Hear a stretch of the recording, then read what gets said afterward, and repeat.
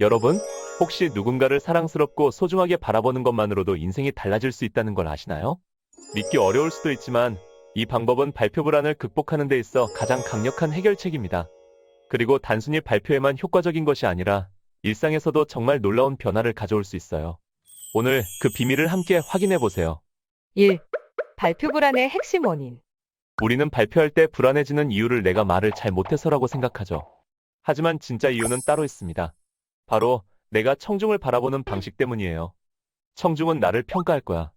실수하면 창피할 거야. 이런 인식이 발표를 긴장하게 만들어요. 그리고 내가 청중일 때 발표자를 어떻게 바라보는지도 영향을 줍니다.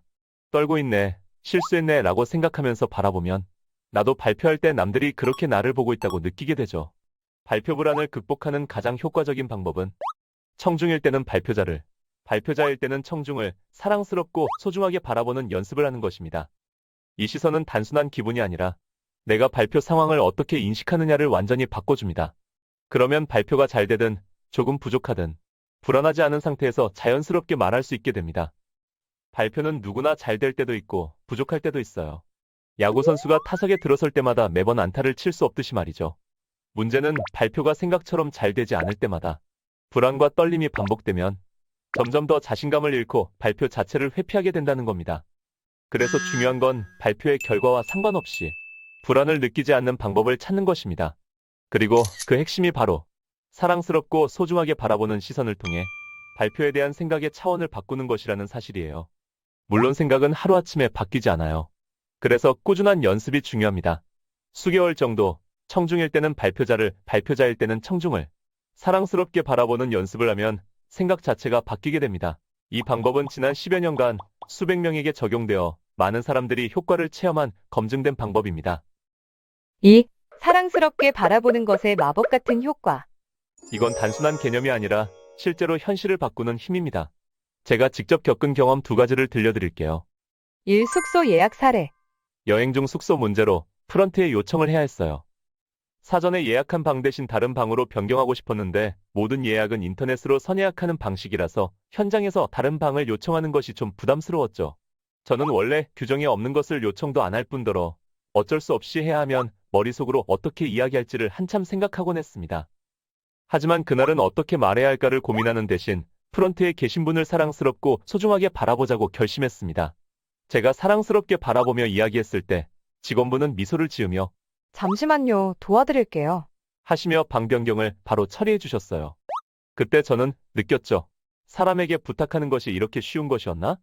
이걸 진작 알았더라면 부탁하는 것을 어렵게 생각하며 살아오진 않았을 텐데 하고 말이죠. 말을 잘하는 것보다 상대를 어떻게 바라보는지가 훨씬 더 큰 힘이구나 생각했어요. 2. 금강송 소나무 투어 사례. 놀러 간 곳에서 금강송 소나무가 있는 곳을 지나가게 됐습니다. 그곳은 사전 예약자만 투어가 가능했는데 사전 예약을 하지는 않았지만 다시 한번 마법을 써보기로 하고 담당자에게 다가갔어요. 그리고는 그 담당자를 사랑스럽고 소중하게 바라보았죠. 제 얼굴에서는 미소가 지어졌고 말도 편안하게 할 수 있었어요. 제가 사전 예약을 하지 못하고 왔는데 혹시 투어할 수 있는 방법이 있을까요? 사랑스럽고 소중하게 바라보는 것이 다시 한번 효과를 발휘했죠. 그분도 저에게 미소를 지으며 앞서 가고 있는 투어팀을 가리키며 이야기했죠. 그럼 얼른 저 팀을 쫓아가세요. 와우, 이건 정말 제 삶에서 경험하지 못했던 일이었어요. 그리고 이건 단순한 태도의 변화가 아니라 현실을 바꾸는 마법 같은 힘이라는 걸 확신했습니다. 사람은 감정을 가진 존재입니다. 내가 상대를 어떻게 바라보느냐에 따라 상대의 반응도 달라지는 거죠. 발표도 마찬가지입니다. 사랑스럽고 소중한 사람 앞에서는 긴장보다 안정감이 커지죠. 그래서 이 연습을 하면 청중이 더 이상 무서운 존재가 아니라 편안한 친구처럼 느껴지게 됩니다. 이제 여러분도 바로 실천할 수 있어요. 발표를 하거나 발표를 들을 때 꼭 다음에 연습을 하면서 발표에 대한 생각의 차원을 바꾸어 보세요. 1. 청중일 때 발표자를 사랑스럽고 소중한 존재라고 생각하며 바라보기. 2. 발표할 때 청중을 따뜻한 시선으로 바라보며 말하기. 3. 발표 후 내가 어떻게 보였을까보다 사랑스럽고 소중한 사람들과 발표한 것을 즐거워하기.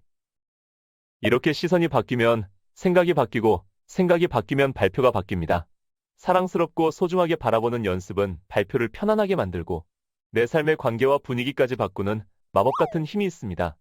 오늘부터 시작해보세요. 이 영상이 도움이 되셨다면 좋아요와 구독으로 응원해주세요. 발표가 즐거워지는 곳.